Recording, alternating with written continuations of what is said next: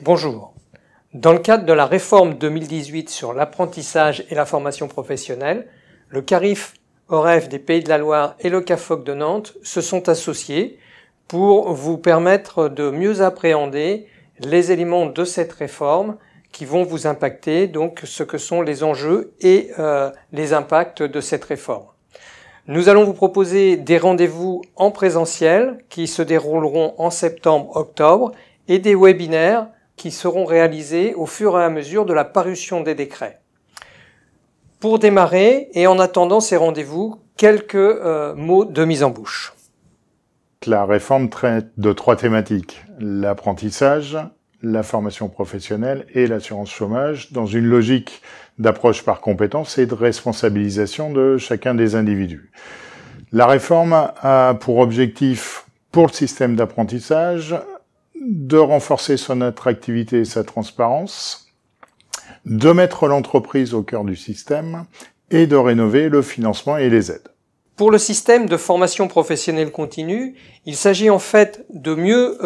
structurer le marché, de permettre aux actifs de se qualifier de manière autonome, de mieux accompagner les actifs dans leurs projets d'évolution professionnelle et de porter une attention plus particulière aux salariés des TPE-PME, aux demandeurs d'emploi et aux personnes les moins qualifiées. Pour le système d'assurance chômage, les objectifs de la réforme sont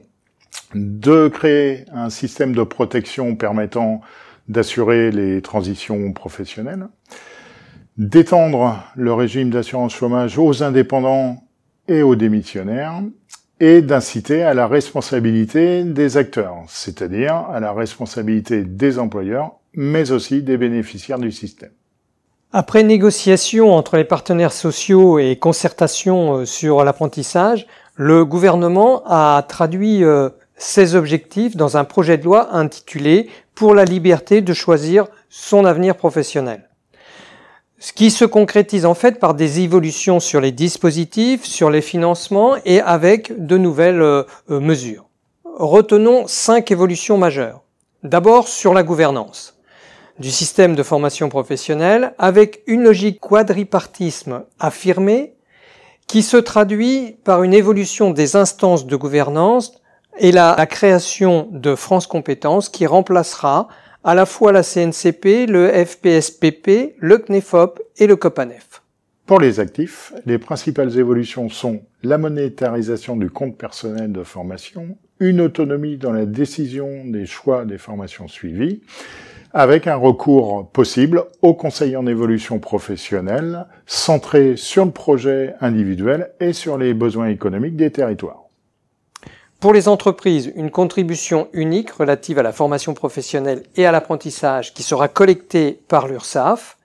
et la mise en place d'un plan de développement des compétences à la place du plan de formation avec un assouplissement de la définition de l'action de formation.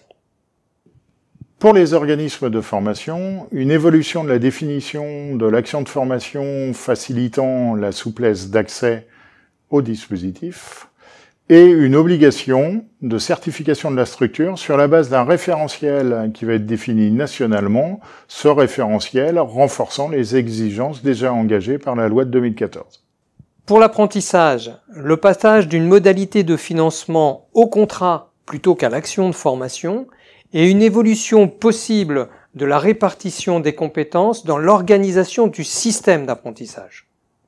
Pour vous présenter les mesures et les dispositions principales de la loi, pour vous permettre de mesurer les impacts sur les structures de l'emploi, de la formation et de l'orientation professionnelle, nous vous proposons, en présence d'un représentant de la DGEFP et des partenaires sociaux, un cycle de 3 conférences qui vont se dérouler sur Le Mans, sur Angers et sur Nantes une fois que la loi sera votée. Pour permettre de suivre la mise en œuvre de la loi et en particulier lors de la parution des décrets, nous allons proposer un programme d'animation sous forme de Web TV d'octobre 2018 à juin 2019 pour vous permettre de suivre l'actualité de la réforme.